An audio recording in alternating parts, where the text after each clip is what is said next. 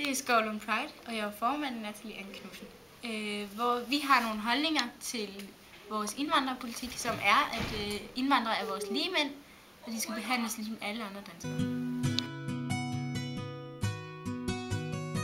Vores ungdomspolitik den går ud på, at vi synes, at unge mennesker måske er en lille smule for frie tøjler, men det skal de jo selvfølgelig også have lov til.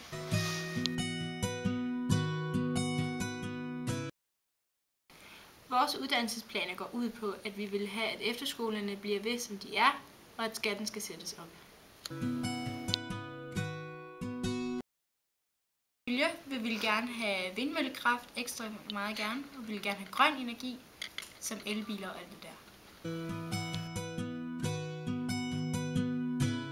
Angående rygning, så mener vi i Skovlund Pride, at vi skal have flere offentlige rygerum, fordi rygere ikke bør kun have ret til at ryge derhjemme, men også når de er ude i offentligheden. Så diskoteker, barer og lignende, de skal kunne få flere rygerum.